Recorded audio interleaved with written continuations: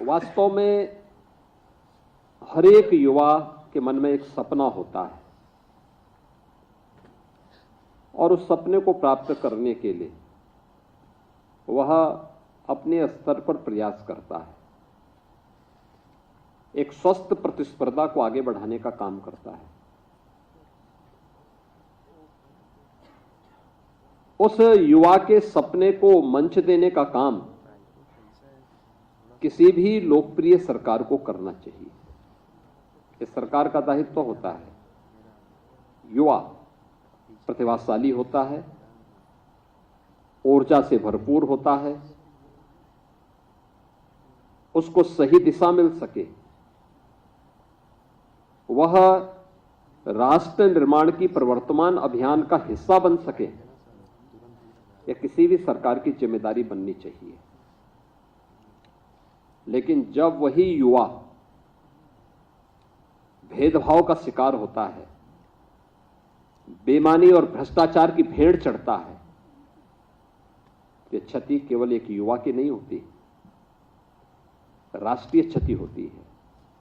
राष्ट्र उस प्रतिभा से वंचित होता है, पीढ़ियां उस प्रतिभा से वंचित होकर के, कुंठित होकर के निराशा और हताशा की ओर जाती है। दुर्भाग्य से लगभग 2 दशक तक उत्तर प्रदेश एक लंबे समय किस हताशा निराशा के जाल में फंस करके पूरी तरह अंधकार के युग में जा चुका था।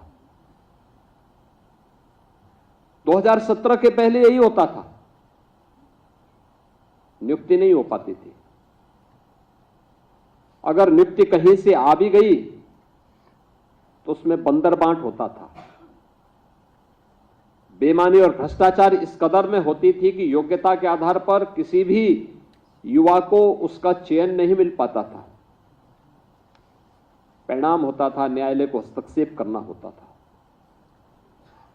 और उसके बाद फिर ये मामले आगे बढ़ते थे। परिणाम क्या रहा? उत्तर प्रदेश की नियति हो गई थी बीमारू राज्य बनने की। उत्तर प्रदेश को परमात्मा ने, प्रकृति ने बीमारू नहीं बनाया था। बेईमान राजनीतिक दलों ने उत्तर प्रदेश को बीमारू बनाया था। मानसिक रूप से बीमार लोगों ने उत्तर प्रदेश को बीमार बनाया था।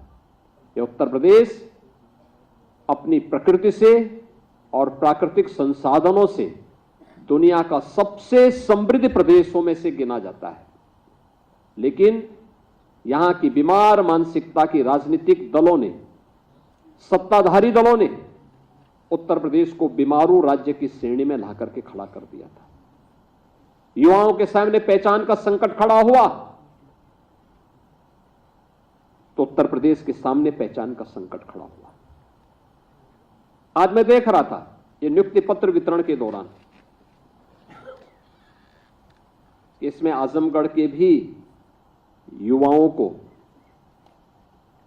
सेवा का अवसर प्राप्त हुआ है, अमरोहा को भी प्राप्त हुआ है, शामली को भी प्राप्त हुआ है, लखनऊ, कानपुर, आगरा, गोरखपुर, वाराणसी, प्रयागराज, ये जनपद ऐसे हैं जहां पर एक प्रतिस्पर्धा है, लोगों के लिए साधन है।